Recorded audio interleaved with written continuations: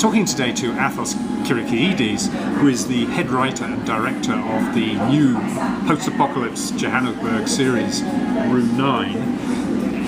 Athos, how did the idea come about for the series? The idea was created by Daryl Ruiz, Ivan Moroba, and Mark Swan. They conceived the project, and I then came on board and started fleshing out this premise of a post-apocalyptic Johannesburg set in 2020. So they kind of came up with the seed of the idea, and then I came on board as the head writer and started fleshing out the characters and the potential storylines.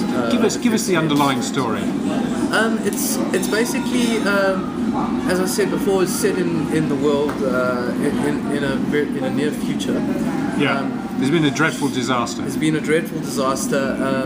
Kimberley Hole imploded and had a massive impact on South Africa as a whole. And the provinces, as we once knew them, are now divided into sectors. And basically, the storyline focuses on a team of detectives in a specialised unit at the NAPD, which is the New Azania Police Department. They're not any old detectives, though, are they?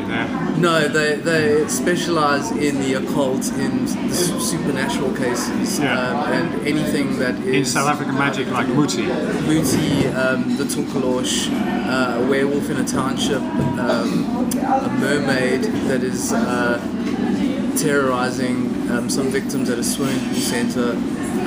We have an alien mantis who terrorises the married men in Sectors 1. We have dream travel, basically anything you can think of, 13 cases as bizarre as you could imagine. Yeah. So how are the audience meant to take this? Is this meant to be comedy, or is this meant to be serious, or somehow a bit of both? I think it's a combination of both. I think there's moments of real drama in it, but it's offset with some very light humour throughout, because the nature of what they're dealing with is that most people don't believe. Yeah. So there is that element of lightness about it, but when they are confronted with things that have always been kind of categorized as urban legends, but then they're confronted with the real thing, it starts to change the characters, because naturally they become less skeptical over the course of the season. And is there, in personality and character terms, is there a kind of Mulder and Scully kind of... There is in a sense, yes. Our lead character, Alice Kunene, played by Zetsu Dlomo, she is the quintessential skeptic, and we are introduced to this world through her, and she is the audience. She is naturally skeptical about all of these things.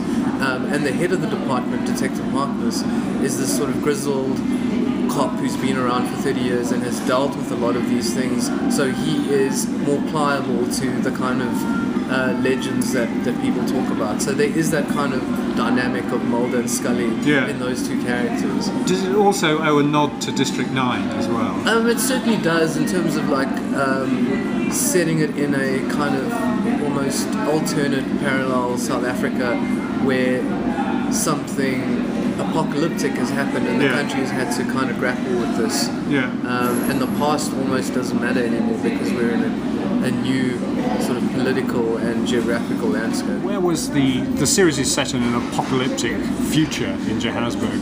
Where was it shot?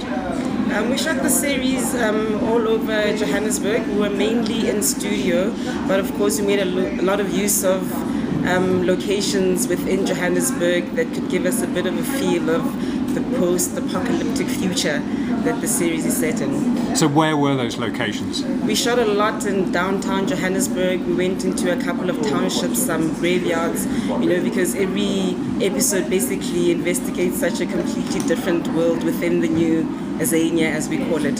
So we shot in and around Johannesburg, mostly downtown. So what were the main difficulties of the production?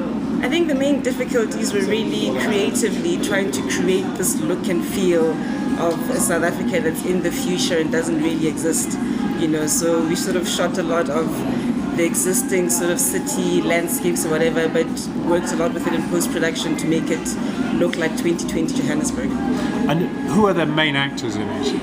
We've got a very exciting group of very young and fresh new actors. We've got Zetsu Dlomo, who plays the lead, Alice Kunene. We've got Solomon Oseyemi, who plays the Nigerian sort of voodoo expert within Room 9. We've got David Butler, who plays Detective Harkness, and Angela Ludick, who plays the blind yet sort of seeing researcher within Room 9. Thank you for talking with me today. Thank you.